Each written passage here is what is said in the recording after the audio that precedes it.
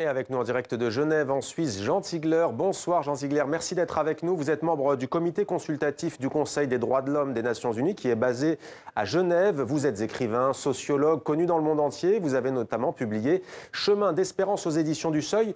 Que vous inspire, Jean Tigler, cette décision des États-Unis de se retirer du Conseil des droits de l'homme de l'ONU?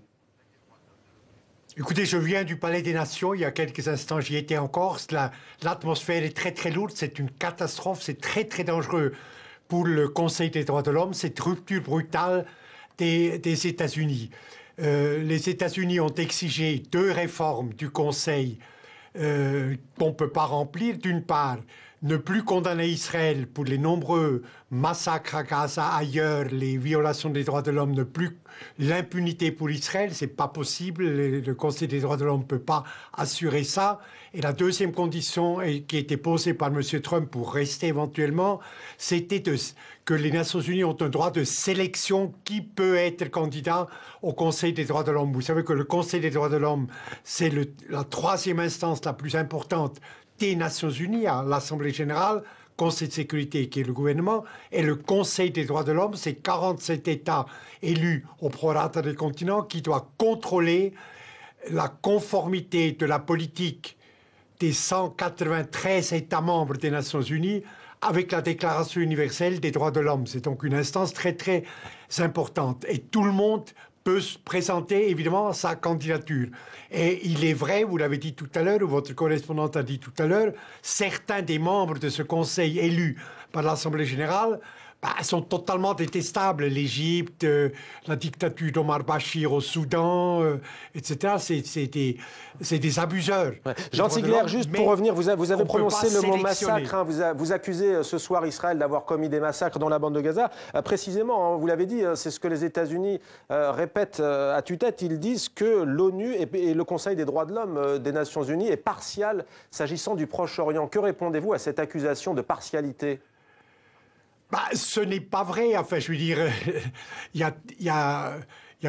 Israël n'est pas le seul pays qui viole les droits de l'homme par l'occupation coloniale, par les massacres dans le ghetto de Gaza, etc., etc. Bien sûr, il y en a d'autres.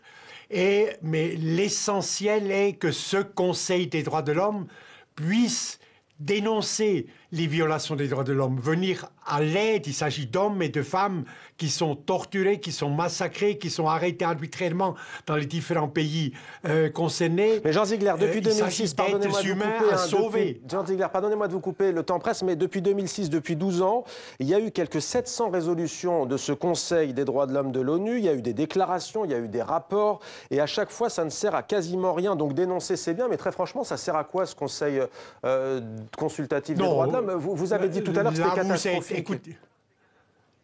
Non, écoutez, là, vous êtes tout à fait injuste parce que les rapporteurs spéciaux, par exemple, qui rapportent sur des situations concrètes au Conseil des droits de l'homme, aux États, donc aux 47 États qui forment le Conseil des droits de l'homme, eh bien, font un travail remarquable. Le Haut-Commissariat, avec ses bureaux à travers les continents, fait libérer des gens, n'empêche pas évidemment tous les abus, mais les abus seraient sans contrôle infiniment plus nombreux et plus terribles encore.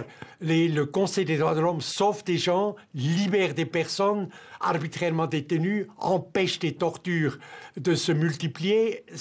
Il a un bilan positif du Conseil des droits de l'homme. Et la rupture de Washington avec ce Conseil va augmenter les nombres des victimes parce qu'il va il va réduire l'efficacité du Haut-Commissariat et du Conseil des droits de l'homme. Merci beaucoup, Jean Tigler, d'avoir répondu à nos questions.